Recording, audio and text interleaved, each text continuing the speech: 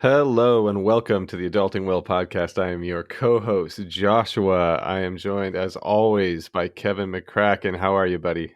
I'm doing well.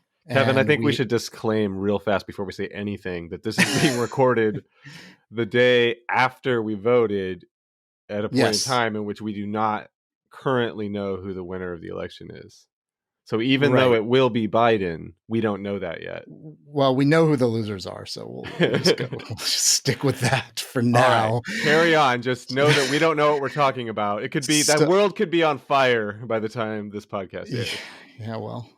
So I am going to introduce Cheyenne Love, and inhibiting a marginalized identity means working harder to be heard. Queer Wave Coffee, which she is the co-founder of, fights to promote the voices of the marginalized and give space to the queer community in coffee. We're really happy to have you on, Cheyenne. We've been bouncing this for a while, so I'm super excited. No, this has been a great. I've been waiting for this actually. I was wondering why it was lagging so long, so I'm glad to finally hear. People keep saying yes, it's crazy, and then they have these like super rigid schedules. We try to save the headliners for towards the end of the season. So totally. Right. Okay, yeah. So my check will be coming to my house, or will that be going to? Where's my check? Yeah, you can have half of everything I make. Half of all we make on the show. Yeah. So I mean, we have a bit of a history that maybe both of us don't even fully remember because it was so long ago. But my bands used to come to Sacramento and play. Your bands used to come to SF and probably Sonoma County at some point, but definitely the East Bay and play. And so we've been at least sort of inhabiting the same spaces for a very long time. And, so maybe just give us a little bit of a background on your experience in, growing up in the hardcore scene, the punk scene, and playing in bands in Sacramento, kind of how you arrived there. Jeez. So that's a long story. Are you sure you want to tell that? Yes. Where were you born? I was born in Sacramento in 1974. See, that was a short story. Okay, that's it. That's how I became. And then what kind of, were you a troublemaker? Were you a good kid? What kind of kid were you? I was a very good kid. I did whatever. I was under the radar so well, like everyone thought I was this perfect kid, like my parents, I should say, but like, it was just like I was really good at manipulating and getting people to think that, or my parents especially, that I was like, I was just this great kid. And like, I might look a little weird the way I dress and how I wear my hair, but I'm just this great kid. And they just let me basically do whatever I wanted because I was such a great kid.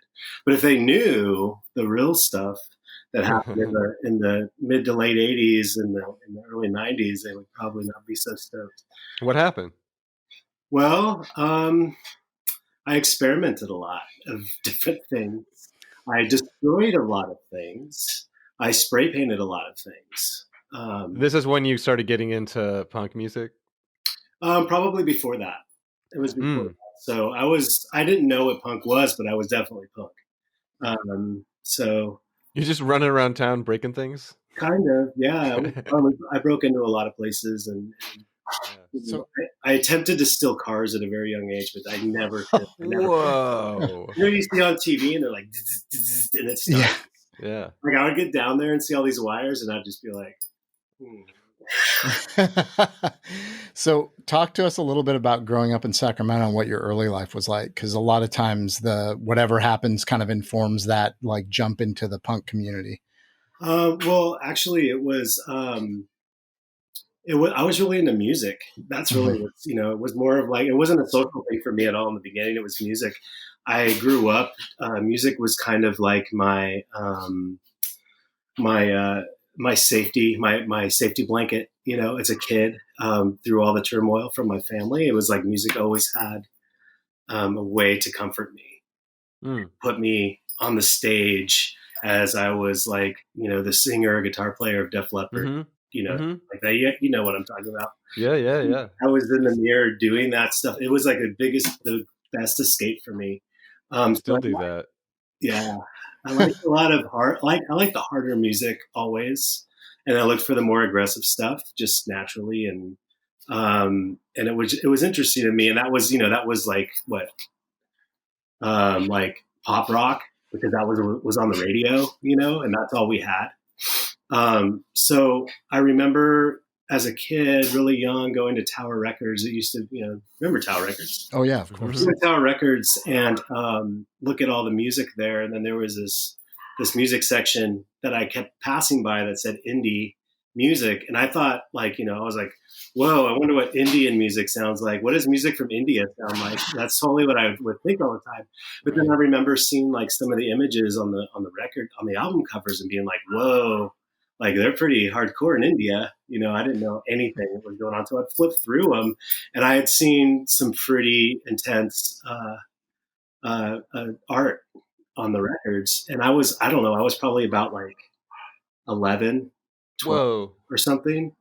And I took a chance on one, and it was a Dead Kennedys record. Oh, and yeah. I believe it was, well, there were several I had at first, but I believe it was Fresh Fruit for Rotten Vegetables was the first album I got. And I just was so stoked on the name. And then there was also Plastic Surgery Disasters. I had the hand, that like was like really creepy for me, and like just kind of scary looking. And I didn't know, is that an alien? What's going on? So I didn't know what it was. But I bought that, and I loved the music. It was like, it was intense, exciting. But I was like, why is this fucking asshole singing about, killing poor people? And like, I didn't understand that part. I'm like, are you supposed to be, I didn't get the satire at all. So I was kind of confused. Like, I like this music, it's kind of like black metal, like you like this music, but it's not cool, and you wish there would just be something cool, but there isn't. So that's what I was thinking at that time. And then it dawned on me after listening to more stuff. I think Exploited was next, and like I just started listening to the Flag on Fire and the Flag, all that kind of stuff. So I bought that stuff and like was just really blown away. Discharge also, Hear Nothing, See Nothing, Say Nothing. That was one of my first albums too. I still have it in my collection. Amazing. And yeah, I was probably great record at that point, and I started skateboarding. That was like the thing that was going on at that time too. And I had met some people just at a skateboard ramp. A kid had a GBH shirt on, or like a back patch. And I was like, whoa, I was like completely blown away that somebody else like knew what I was listening to. And that was like my first. That's the best. Yeah, the half pipe. And I was like, I was freaking out. I mean, this kid was in high school, and I was like just getting into junior high. So he was just like, oh yeah, I've been punk for a long time. Like, they didn't, it was just like no big deal. But I was freaking out as this kid, So I'd always hung out with kids, and that's probably where all the trouble came from that I was getting into. Was hanging out with friends that were destructive. Yeah, well, in Sacramento, it wasn't exactly like a low key place in certain areas. It still isn't, but there was some rough parts of that city for sure, especially then. I mean, it was a ton of white power, a ton of skinheads. Yep. It was really scary to go to shows. I remember like really being scared, but going anyway and seeing fights and all that kind of stuff. It was scary to walk down the street or skate down the street because, you're just waiting for somebody to jump you, which seems weird. That seems like some like New York stuff, right? Like, but it was still pretty intense, back then. This was the mid 80s. This was like, mid like 80, 86, 87. And then like around that time is when I started really getting into it. Yeah. I mean, there was a huge, I mean, the Nazi skinhead problem in Sacramento, there was such a big problem up there. They would come down to the Bay Area and to like Sonoma County and just to pick fights. I mean, there was like serious business up there. And my old bandmate, Brian, who you probably know, Hodgman, Brian Zero, that was in Siren and a bunch of other bands, used to get in a lot of fights with those, get jumped regularly by those guys up in Sacramento. So it was a tough scene. There was like all the like, like the like the lower middle class areas that were up in the like suburb area of Sacramento, which was just scary. I didn't want to go out there. Yeah. Right. Yeah. Yeah. But Yeah. So, but then you started playing in bands as well. I did. At that time, I started like real quick. I started finding like the new wave heavy metal, British heavy metal stuff. So I was really into Metallica and really got into that, and that's what made me really want to play guitar. Really was that. Nice. So I picked up a guitar and I started playing, and my dad at the time was just like, "Oh, great! Now you want a guitar? That's just gonna you're gonna look at it and it's gonna collect dust." But that's all I did was played guitar, and I learned from listening to records and watching people play. It's crazy. And for those that haven't seen Cheyenne play, she's a ripper. Oh, so no joke. That's a very like punk thing that I hear. Like I learned guitar I would go to shows with my friends and look at their fingers when they played, and then we would like run home and try to do it. Mm-hmm. It's funny. It totally I could do that for some reason, but I can't I don't know how to I'm terrible at math. I'm terrible at using my brain in other ways, but watching that and then taking it back and it just stuck. And that's how I learned how to play, really, a lot of stuff. And really didn't get that into my groove until I saw Jehu for the first time. And that's when I really started changing what I was playing a lot and my style.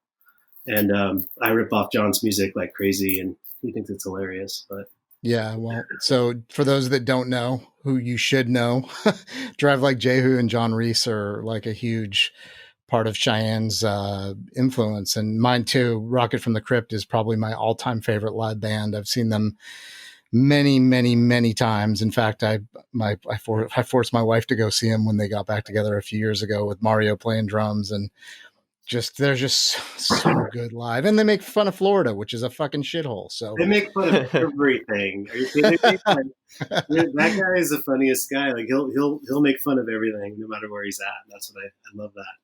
He heckles the crowd, which is great. He's like the luckiest guy in the world too, as far as like the drummers he gets. I mean, for goodness, like every single drummer that he plays with is an absolute monster.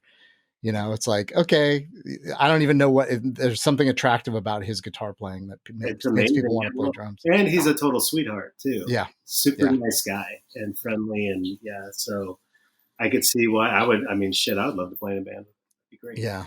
Well, and I think that's part of the appeal of punk, right? You get to meet the people that you like listening to in a way that, in many types of music, especially as bands get bigger, it's harder to do. Right. And it seems like even the big bands in the punk scene are like hanging out after shows and, kind of part of the crowd a little bit. Yeah, man. Lars from Rancid bought me and Dave beer when we were underage. It's probably back when he was still drinking. So what, I mean, you started playing in bands. What was your first band and how did that kind of come together? And then maybe let's talk about where you've gone as far as music, because you played in some pretty, in my opinion, and I'm quite opinionated, some damn good bands. Oh, thank you.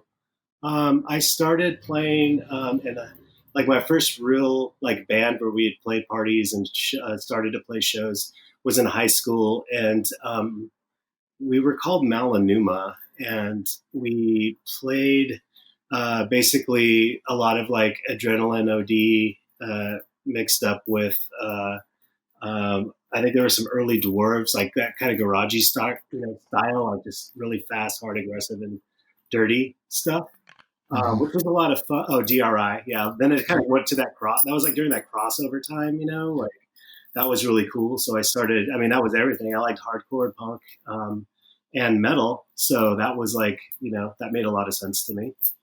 And then I ended up in and out of bands here and there. I moved to in high school. My dad worked for Southern Pacific, which was railroad, and they went out of business. Oh, wow. They shut down in Sacramento, so they wanted to move him either to Arkansas or Denver. So I moved to Denver with my dad in 1992 and 93. I was there in Denver, and I played bass in a band called Turnkey, which ended up turning into members of Chrissy Front Drive after that. Yeah. So basically what happened at that point was I was on tour with Turnkey, and I've known Scott Torgerson for a long time, and we ran into each other on tour. God, it was so cool back then. Just running like all the bands you played with on tour, like early '90s, Agreed. and just like thinking about it now, like wow, my heyday was in playing music was when I was like 17, 18, 19. Played with Hoover and like just Rain's Like the Sound of Trains and like all these great bands. But anyway, we ended up talking about possibly starting a band, and I moved back to Sacramento. And when I moved back to Sacramento, Turnkey broke up and they started Christie Front Drive.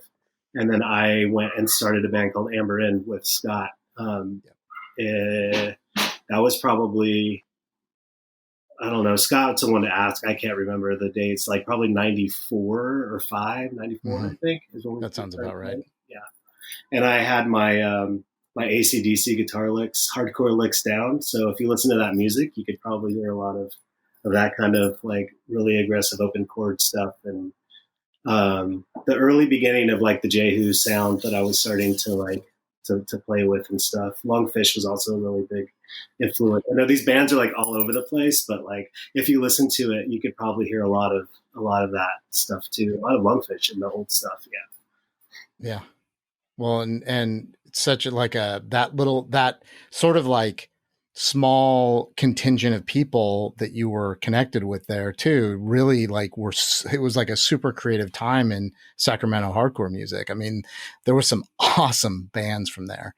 And I know that you were friends with Chris Sanders as well at that time, and just so much like really inspired stuff coming. And for me, like there was sort of a sound to it, but not really, because like you're saying, like the influences were so all over the place. Like every band had sort of its unique sound, but you all like were doing some really amazing stuff up there. And it was so fun to play shows, especially in like, like 94, 95, when we up in Santa Rosa, Brian and I started Siren, and we would play shows in like the city at like these like really like strange like places, like basements, or these like very rare all ages shows in San Francisco at that time with some of the Sacramento bands, because Brian knew Scott really well, and also getting brought up there to play shows with like Jawbreaker and stuff at the Loft, which was amazing. But it was just like amazing. I think about that place all the time. Yeah. There was like a record store also called the Hindenburg that it was attached to. Scott and I used to volunteer there for a while. And I have all these promos from all these bands, like, promo, like press test pressings and stuff from all these bands. Cause they would just send them, send them to the stores. And yeah, so that was like a really good time. Well, and it was like, it felt like such an oasis in that area, given all the other shit that had gone on the years before, to have like a really DIY hardcore scene in Sacramento, like a place to play, and go and not have to deal with a lot of the nonsense, and there was still some nonsense, obviously, because there was some of the Skinheads grew up to be in other sort of like clubs or whatever. But, I just thought it was such a great scene at that time. And, I'm totally loving the, like, we were talking about nostalgia before, but that Scott is doing all these old shirts from the bands then. I think that carrying that history, whether it's just, if it's nostalgia, fine, but I think it's more of like, just being like basically like tagging the history and saying there was an awesome scene here during this period of time. And don't forget it. Tiger Trap was from there. I mean, it was fucking awesome, and there was that connection because I played in bands with Brian, who was in Davis and Sacramento, and then Jason Rosenberg, who was in Necromancy from Davis. And, those guys were like totally the same, like crossover metal. And, so it just was like a really, it was like a good scene. Those guys introduced me to veganism, which was like a kind of a thing in Sacramento too, that we were learning about in Sonoma County. So I appreciate the history. It definitely was influential on me, whether you knew that before or not, but there was just some ripper bands from there. Like, it was interesting. Like I took it for granted so bad, back then, and just looking back now, it's just like, wow, like that was really a turning point for music, and just the fluidity of all the bands and that's when everyone started at that time. I would say it was probably about like mid '90s. People were in like 5 bands. Yeah. And that's Yeah. why does everyone have to be in 5 bands? Like now you're all getting sloppy and you're not very good. And like, Yeah. and that just started happening. Like everyone wanted to play together because there were so many bands that were doing cool stuff, So then it just turned into that. And then then people moved away. People started moving to Portland like crazy.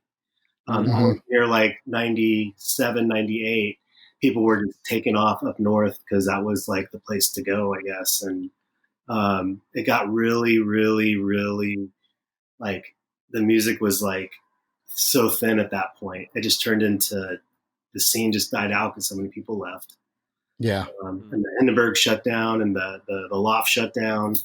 And that was kind of like, that's like the end of the era. It felt like. Yeah, it was pretty depressing when the Loft shut down. That was a bummer. And I can't go on without mentioning Sharon Tate too, because I know Jason, we're still friends to this day. He moved to Santa Rosa as well. So it was like everybody kind of spread out, And so what brought you to the Bay Area? Because you're obviously in Oakland now.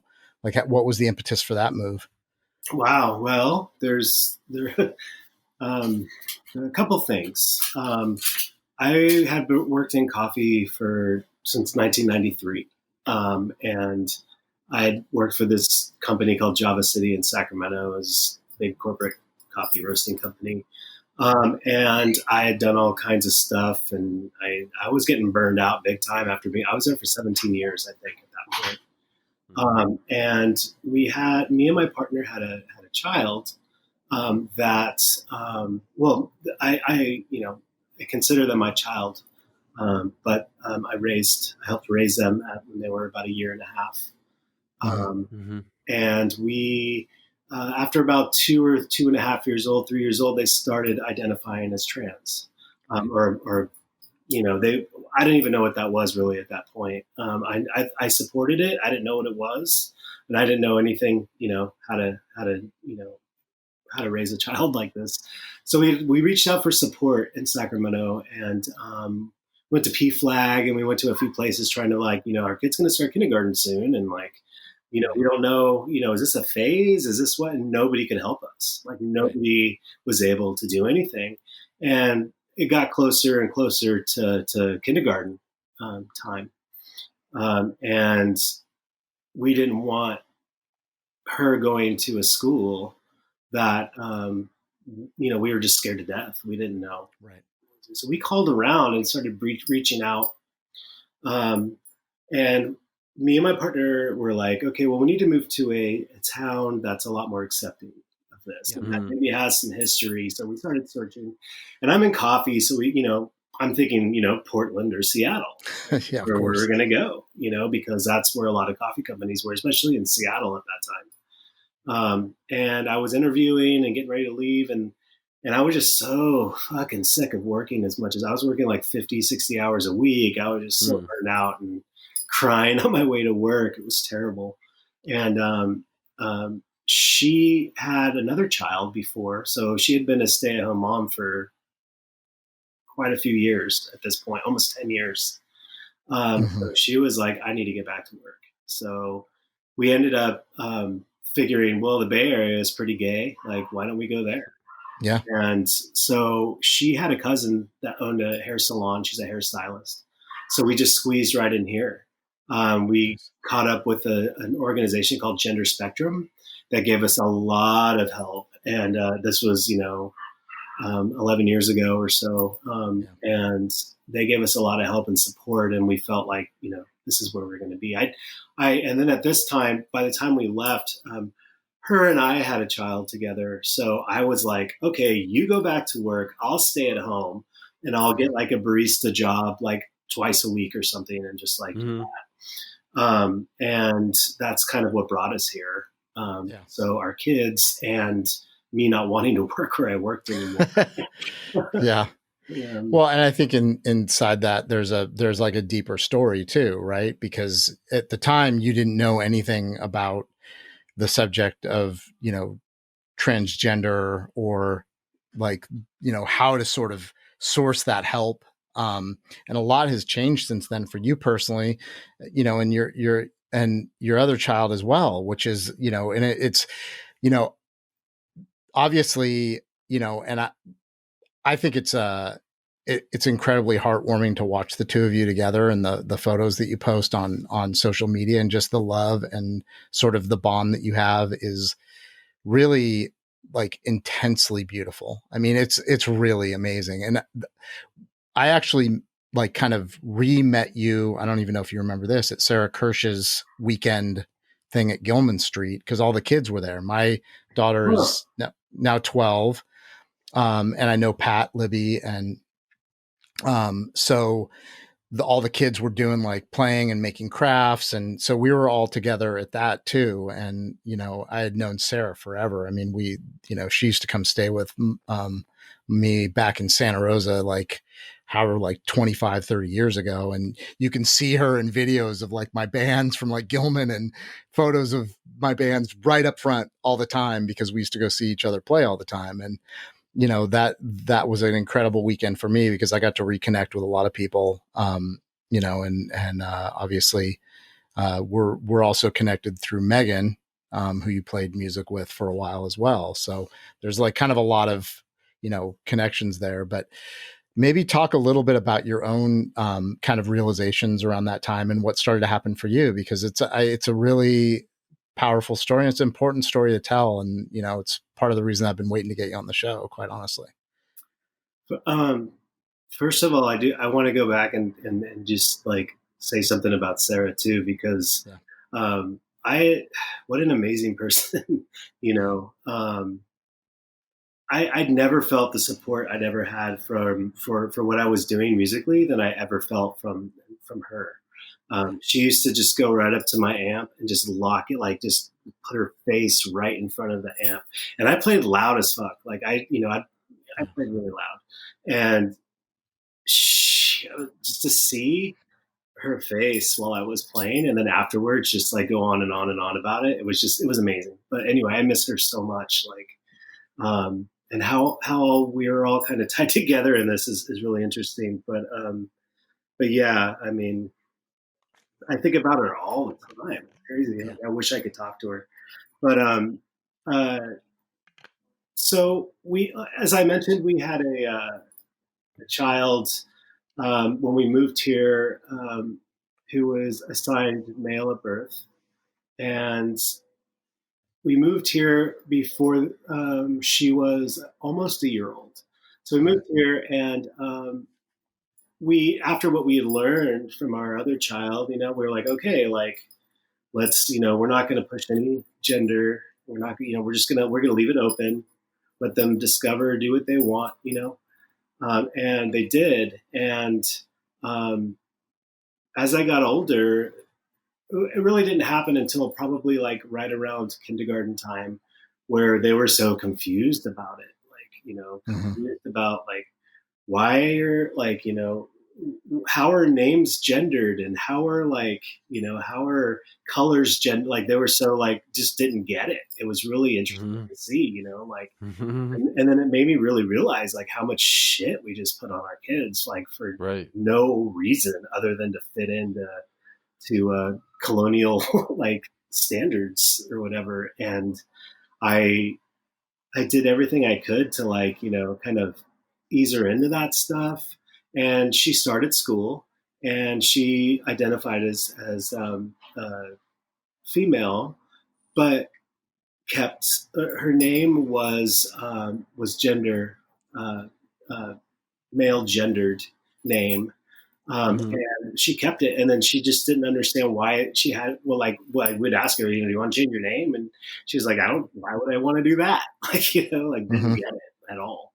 But as I got a few years into school, they realized that they did change their name. It got really confusing for them. And kids are mean, and these kids were mean to her. So anyway, what had happened was, to step back a little bit, as I was letting her explore her own herself, and like her own, giving her all the autonomy I possibly could, in every way I possibly could, and did my best just to keep her safe. and let her find things out like that on her own, without my influence. Which I always thought, like, God, I would have loved that as a kid, like not being told I can't cry, not being told I can't do all these things, because of my gender or whatever. And, or I couldn't wear dresses, and I was really into that too as a kid.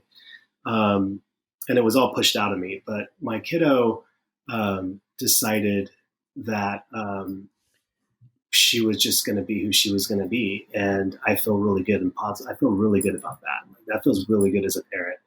Yeah. And what ultimately happened was she showed me that I should do the same thing and just be, what really feels good to me. Cause I never really felt I didn't really feel like I was the person who I thought I was, or that I was told I was. So, it was just one of those things where I learned from, my kiddo. And I think a lot of people do. Good parenting means learning from your kids, to me, and listening to them. So, that's just kind of how I felt. And I never wanted anyone to tell me what I still don't want people to tell me what I can do, what I need to do, or that I need to have look a certain way because I'm a certain age or whatever. I just don't follow it. I don't buy it.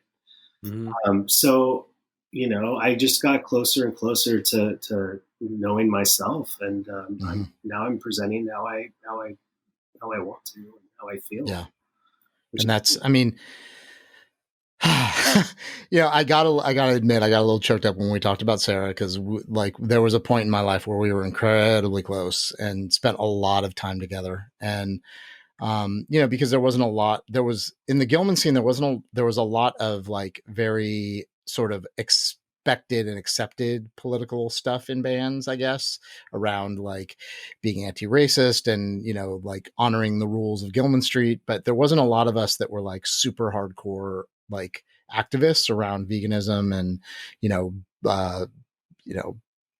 kind of feminism, giving out literature and going to protests for ACT UP, etc. There was that wasn't quite, it wasn't as quite hardcore. So having somebody like Sarah around in that scene for me made me feel like I belonged a little bit more. So, I got a little, and then when you told your story, I got a little bit again, because I've watched this entire thing, watch this happen for you online, especially, and you've been incredibly honest, so when I hear you're presenting the way that you feel the most comfortable, my immediate reaction is every fucking buddy should do that. That should be everybody's goal in life, to be 100% who they are. And it's so hard for people to do that. It's so hard. Because there's so many stigmas and so much blatant hatred still. I don't even like to use the word phobia at the end of stuff, because it's not fear. It's fucking, most of the time it's just unadulterated hate. And, so we can use the euphemism. It's fine. But I just, I've seen you be very, very outspoken for the trans community. And, and I think it feeds into what I want to talk about next, which is your newest business endeavor, your newest sort of this idea that's been developing around Queer Wave Coffee. And I think, in my opinion, it ties together all these things so well, like growing up in the punk community, DIY, having, coming to a point in your life where you're like, I can't fucking lie anymore. I got to be who I am. And now this opportunity to really speak on behalf of queer business owners and, involve the queer community in something where the whole idea is community, right? And being not just carriers of a message of hope, but also defenders of that community. And, you've surrounded yourself with people that want to join you in that. And I can't even express enough how inspiring that is. It really is, as an admitted cisgendered male, white, I am just I am completely and totally so inspired by what you're doing right now, because there's so many things already that you're marginalized with in terms of your ethnic background, your sex, gender, everything around being queer and transgendered is couple that in with, a marginalized ethnicity. It's like you're the perfect storm of hatred for many of the people who are still fucking voting for Trump, And many of the people that are voting for Biden, honestly, the TERFs and everybody else that falls in that category. And so, not to monologue here, but I needed to point this out because it's been something I've watched very closely online. And you see that I comment and engage with your posts because I feel like the support needs to be there from all sides of the community. It's a lot easier for somebody that's got the privileges that I have to stand back and watch. It's a whole different thing to say, hey, what do you need for your business? Okay, yeah, I can print those stickers. And how can I be involved? I'm going to buy some of your coffee. What else can I do? And take the lead, it's your lead. It's basically your dance. And I'm grateful you're leading that dance. And so I just wanted to get that off my chest before we moved on. And I know that was a long way to go about just saying, I'm so fucking inspired by what you're doing. And it's so beautiful. It's like, because it's built out of love. And I think that that's like what we're missing so much right now, so. Thank you for saying that. I truly appreciate it. And it means a lot. I don't even know what to say. First of all, like when you first started talking about how everyone should be who they are, how they feel like they, just be themselves. Like, let me tell you, like, people, especially like this happens to like a lot of cis people say this, like, you're so brave, you're so like, all these, these things that like to be who you are. But it's like, there's a point to where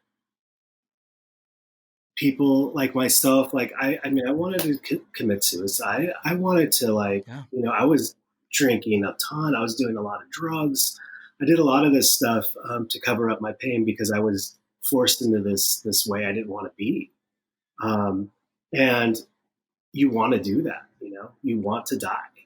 So you do these things to save your life. To save my life, I have to be who I am, right? But that fucking makes you want to kill yourself because of the way people treat you, the way you're looked at, the way you're marginalized, So it's not like being yourself. I know it sounds really cool and awesome and like and all this, but it's not easy. It's really, really, really difficult to be this, to be who you are. But I want to give a lot of like, I want to say a lot about my, my heritage, which I don't know. I know some through DNA testing that they started doing over the past few years. I've taken all of them, and they're all pretty much close to the same. And I don't know past my grandparents. I don't know. I know that I'm Native. I'm indigenous to part of me is indigenous to the this Northern America, and the other part to me is Central. So I don't know anything, and I don't even know how to look. I've had people try to help me. I've talked to my cousins, people that I do know. Nobody knows. People went through a lot during colonization. Boarding schools, being taught to be white and not, taking away all the, our native, how could we contribute to the white society? How could we, conform and make people money like, through capitalism? Like, how are we, so that was really either we died or they pushed us out or they changed us. So a lot of that has brought so much trauma to my family that they can't talk about it. I mean, I talked to my grandma once and she just like wouldn't talk about it. What about on like 23andMe and stuff? Are you getting hits for like relatives popping up? Yeah, but they're very distant, and I try to connect with them, and they're hard to connect with. But we're all trying. It's cool. The cool thing about those is that they keep the information is stored and it's like added to, like, so every few months I can get on it and look at it and I can see more relatives or, people who share the same. Dude, that thing caused a huge scandal in my family recently. Like, we found out a whole side of my family is not actually my side of the family. All those that happens. Secrets happen. Yeah. Taylor met her long lost half sister. Yeah. So. Oh, whoa. Yeah. Yeah. So I think also when one of the things that brings up for me, and I just want to acknowledge when I say I am inspired by your posts and what you've gone through, it's also the honesty around how shitty it can be, and just being honest about that. It's like I try to tell people that about sobriety too, and it's not quite an equal sort of comparison. But when people are like, oh, I feel so good and everything's so great, I'm like, I think to myself, man, I was so fucked up when I was first sober. Like I was so depressed. I was miserable. I was not in good shape mentally. Yeah. My mental health, and a lot of it came years, from actually childhood years. trauma I didn't deal with, but I want to say that when I say I'm inspired and it's great that you're being who you are, I'm also incredibly inspired about the honesty on the not nice part of it, where you're like, this person completely fucked with me today and I'm feeling totally like self-conscious about how I look, and like, because that actually for a lot of people is going to be a hell of a lot more helpful than pretending like everything's okay, like you came out and everything's okay, right? Like saying, yeah, it's totally fucked up sometimes, and oftentimes it's fucked up for weeks or months at a time, and I think that's a lot of part of what's missing from support for our communities is like making it okay to be fucking sad and making it okay to be fucking bummed out and pissed. Well, that's a great way to dismantle patriarchy.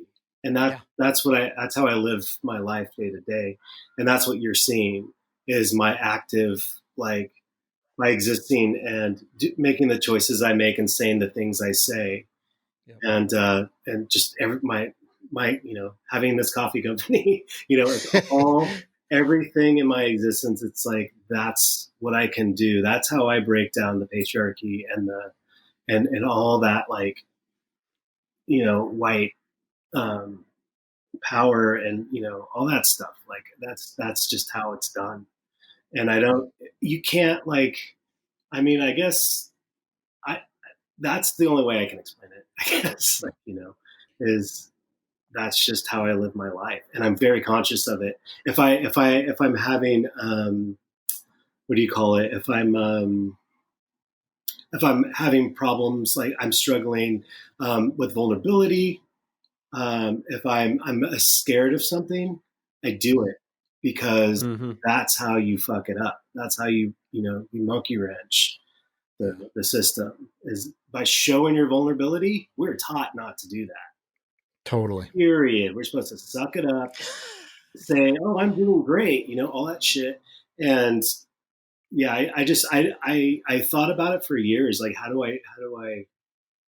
I actually do something that's like, going to be, contributing to making a change? And that's how I look at it, Yeah. Well, I notice a lot of the nonsense has dropped off too. Like as you've continued to just dismantle and sort of take apart naysayers on social media too. Like the trolls and the people that are like, why do you have to be so this way or that way, have just slowly sort of, they've been kind of like drifting off into the sunset. Like, because one of the things that I think is really amazing, and this is why also I think it's, when people are so honest, those people disappear, is because if you're going to be unflappable, you got to be unflappable about all of it, right? You got to be like, yeah, I'm fucking really down and self-conscious today. And like, if somebody says, well, hey, just put a smile on, and, like being like, you know what, fuck you. This is just how I am today. This is what is presenting itself in my life today. And I've just noticed like when sort of like from a couple of years ago to now, like a lot of the shitheads have just sort of dropped out of your life. And, the people that wanted to support you have come forward. And it's like, that's how we do this. You gotta just keep being yourself until, no matter how painful it is, until the assholes just fucking go away, and I just, I guess I was the guy in AA for many years that would raise my hand and be like, I want to kill myself, and people would just roll their eyes and fuck. And I have 22 years off heroin and booze at this point, and because I was able to do that and just be like, my life is fucking shit right now. I feel terrible. There's people in here with like 2 days that are happier than I am, because sometimes that's just how I felt. Yeah. Other times I was like, things are fucking awesome. And, you know, I also realized that I had to do a lot more different kinds of work on myself that weren't involved with 12 step. And it really helped, you know? So I just, you know, like I said, I want to hear a little bit more about the business, because it's, we've worked together already, and you know, I got to do a sticker job for you, which I was super stoked to do, and I have some of them. I think they came out really nice, but also like just that you're kind of building some momentum now. So maybe talk about the vision of Queer Wave and where you see yourself and your partner taking this thing. Okay. Well, this is all because of the pandemic. Really. Yeah. I had a really, really amazing job working for this amazing company in San Leandro called Zocalo Coffee. And they hired me to help them grow their business, and to help them with marketing and sales and just all that kind of, all that adult stuff. That's what we're supposed to be talking about, right? Adulting stuff. So yeah, I was helping with that. And then the pandemic hit. And there's no growth. There's no business growth happening now, So I pretty much got laid off like immediately. And they actually, I like to tell this because this is this is very important to me to get this out too. Is in all my jobs that I've had, and I've had like a lot of executive jobs, and in coffee, and I get treated like shit, and I get dumped, and I get like, you're no longer needed, like, that kind of attitude all the time. Like, it's not personal, it's business. And I was like, I always hated that. I'm like, it should be fucking personal. Like, I'm giving my life for this, like, and I'm helping you get the money you want or get the whatever, and it's just always been like, okay, we don't need you anymore. There's a Dead Kennedy song also that talks, soup is good food, right? Like, yeah. that song is talking about that, and like, I remember just like, not getting that song until it starts happening, Totally. And then at my job here, it was the most like, this is just a funny word to use for this in a situation like this. Is like the most humane, way to be Right. let go. Like, it was great, and they're like family, and we still are in contact. But everyone else, they just here's your last paycheck, bye, kind of stuff. And that just makes me so angry. Like, that's, to me, it's like, why do people have to treat you like that? And anyway, so I felt good about that whole situation. Yeah. And we're still homies, and we still like get together and stuff. And 6 months goes by, and I'm like, okay, well, my unemployment's going to run out at some point, and I really do not want to get a job somewhere like doing this again, Right. And I went to go get my friend who owns a piercing tattoo shop. I went in to get, like, I think I was getting I don't know, I was getting something pierced. And she was like, so what's up with the coffee stuff? And I was like, nothing, like, I'm not doing anything. Like, I'm just getting unemployment and just chilling, And she's like, well, you need to do coffee, because that's like, that has always made you happy. Like, I've always seen you, like, do your coffee. Like, what are you doing? And I was like, well, if I roasted coffee, she had said, like, if you roast coffee, I'll buy it from you. And I'd had a few other people tell me that. And I'm like, okay, well, I can go rent, a roaster and go roast some coffee for my friends. They give me something to do, right? Instead of sleeping until 1 and staying up till, 3 a.m. 5 a.m. every day. So I started, I wanted to give it a label and, just something cute or whatever, and just give it to my friends. And I started this thing in the coffee community years ago called Queer Wave Coffee. And it was basically, when I came out, I faced a lot of challenges and saw that there were other queer people in the coffee community that were employed, and I started hearing a lot of like negative feedback about, like, people being misgendered, bosses not like understanding, they're saying, all this kind of stuff. So I started this little organization. It's totally like, anarchist style. Like, you can use this logo, but if you have events with this logo and you want to, like, bring up, the queer community, all the money that you make from this, you should donate to to some sort of queer organization. And I tried to get this thing going for a long time, and it never did. Nobody really helped me with it. I was doing it by myself, but then when I left coffee, that fizzled out too. But I was really hoping that it would take off. At a few events, excuse me, and so I'm like, I have this logo. I'll use this logo and put it on the coffee bags. And then I started looking at, just started thinking like, well, what if I just did my own mail order thing and started small, and then it just the idea, and I just started getting stoked on it. I decided that if I wanted to get into roasting coffee again, that I wanted to roast with get my coffee from a source that I could have a direct relationship with, which I already knew a lot of coffee farmers already. But this one co-op in Honduras that's called Catracha, and they're a woman organized co-op, and they're doing so much awesome shit at their place. And I always looked up to this co-op. Like, this is the model that coffee, co-op should be more like,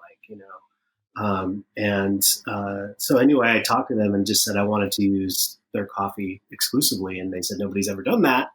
So I'm basically using their coffee, and we have a lot in common as far as the way the co-op works and operates politically and all that. It's the same. It's the same that I would love to do, in a business. So this is a no-brainer. So I started roasting this coffee. And it's fantastic. And I'm on the bags. It says where the coffee's from, and the people who roast it, the Leña people in Honduras and De La Paz, and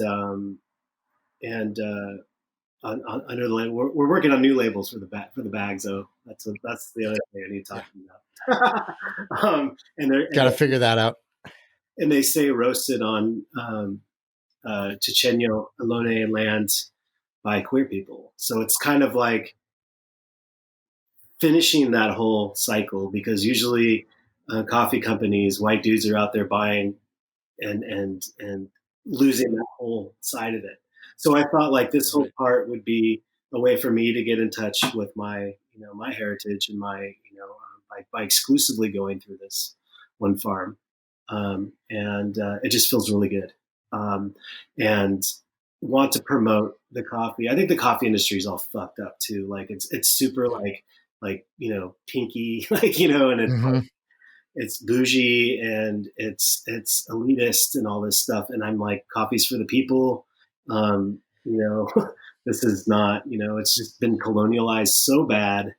And I'm paying a lot of money for this coffee, for this green coffee, because I want that money to go towards what they're doing at the farm. I'm not saying, oh, I'm tasting the coffee going, oh, this is a 92. I'm going to pay $5 for this, like a 92, whatever.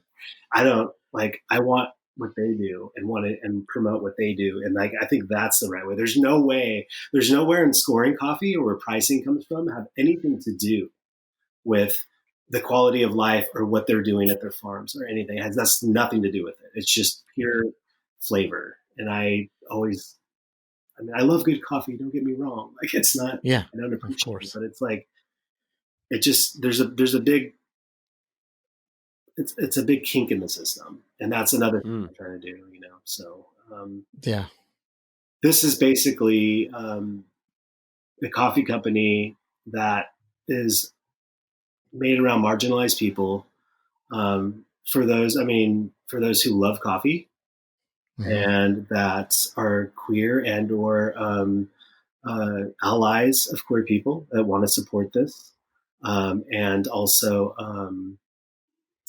accomplices, people that actually get out and do shit, for marginalized people. I love coffee. How would I get a cup of this delicious coffee? Well, funny you should ask. So this happened, this is brand new. Okay. So I had my 5th roast day today. Yeah. I was going to say, it's been like 5 weeks. So our website, the partner that is with me, that is doing this with me, a really good friend of mine named Sparrow, and they are, they're also, trans, non-binary, and they they're neurodivergent and amazing person, and I really wanted their help because they're. What does neurodivergent mean? Neurodivergent. So Yeah. this means that your mind doesn't work the way everyone else's does. It could mean a lot of things. Yeah. Autism. It could be, Sure. all these different things, all these labels that people put on you that, Sure. whatever. So neurodivergent is like that, Sure. Yeah. Thank you. Okay. So where was I?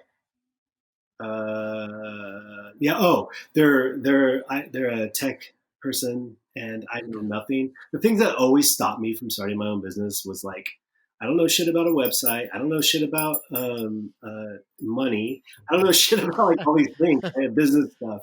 But I feel like I have a lot of other part of that, like the front end side and less the back end, and they totally cover that. Like they're great. Like they can get on fix anything, and so we're working on the website.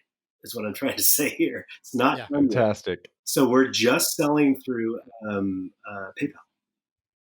PayPal. And if you follow our Instagram, it's all there. It's all there. Yep. So it's Queer Wave Coffee. That's our handle. And yeah, it's just there. It's all the coffees are the same price. There's 2 coffees. We have a regular and a decaf. And that's also the other thing I want to do. I don't want to make it. It just needs to be simple. Like we don't need to make it this big. What about for my espresso? Well, that hasn't happened yet, but this coffee you can also Joshua. That is a thing because I do want to do some wholesale as well. So, but right now it's just for batch brew and decaf. Like I said, we just started. There's all these things we can do. We could do retail at some point, but that's definitely not going to happen now. Right. There's just all different ways of things, but I also don't want to do things the cis white guy businessman way either. So I'm thinking of new ways and different ways of doing it. I know I'm going to have a bunch of people trying to give me advice on how to do things differently. Always. Yeah, right.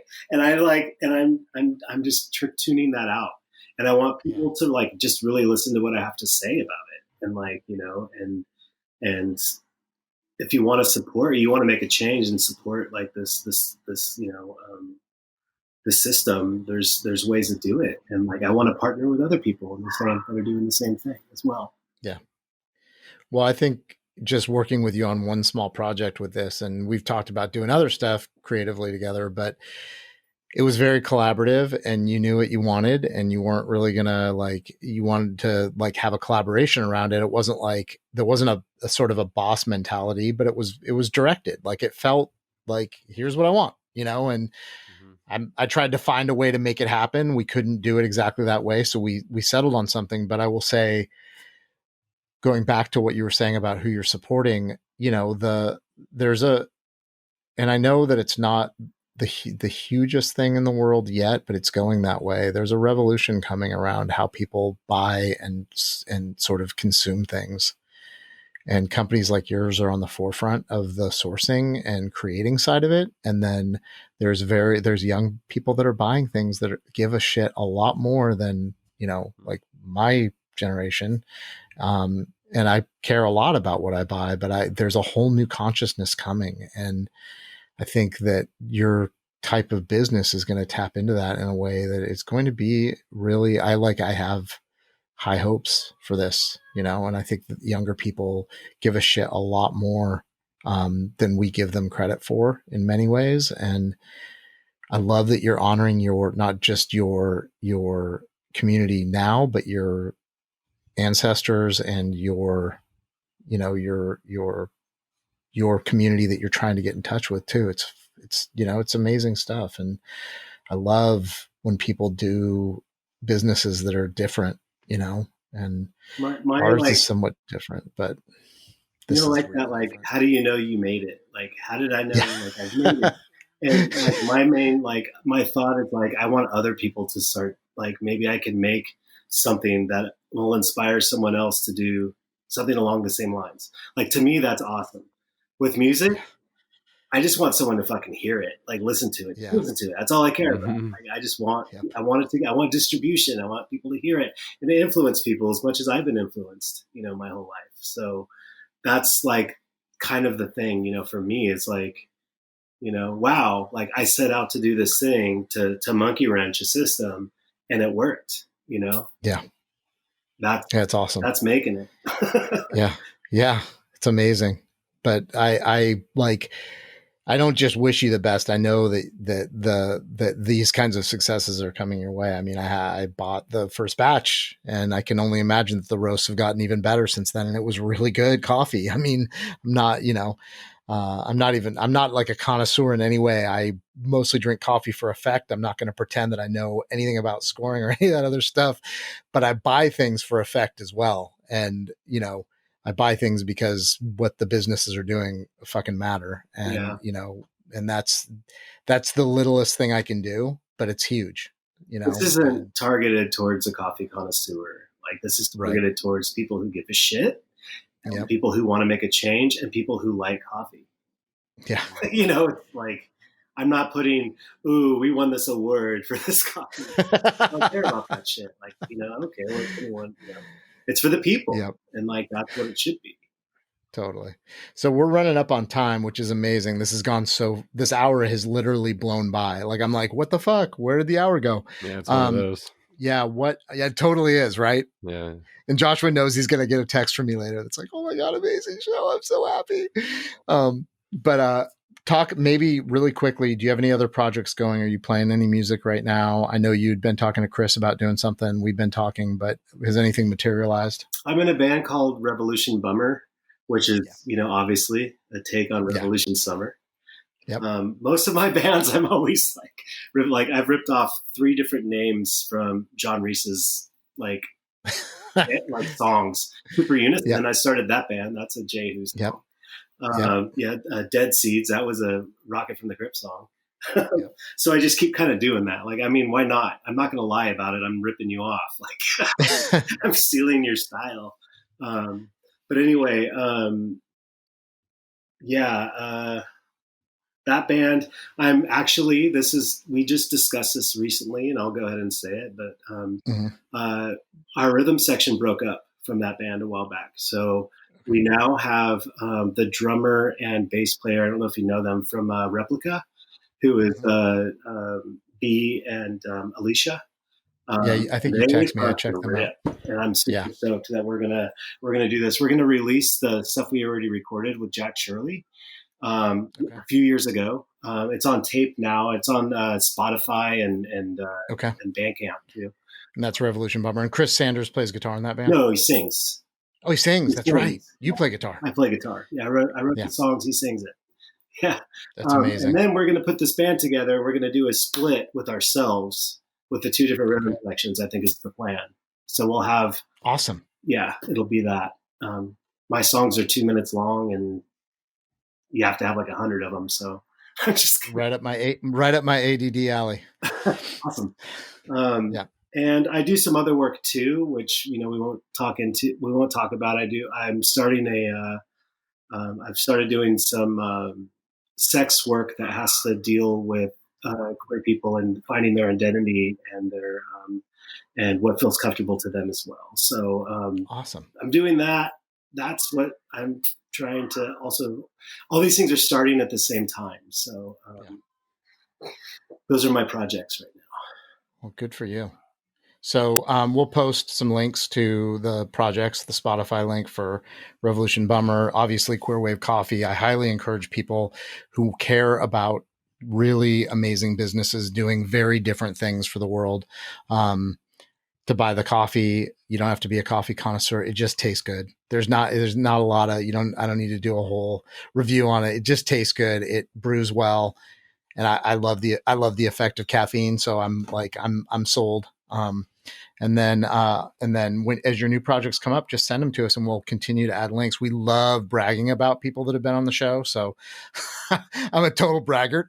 So when you have any of the other projects launched that you want us to also post and link and do all that stuff, so you get more, imprints, let us know, because we're happy to do it. But This was a breath of fresh air on a very fucking stressful week. And just thank you so much, Cheyenne, for coming on. Thank you. Thank you so much. I needed this. This is like you said, perfect timing. Yeah, totally. And thanks for listening, everyone.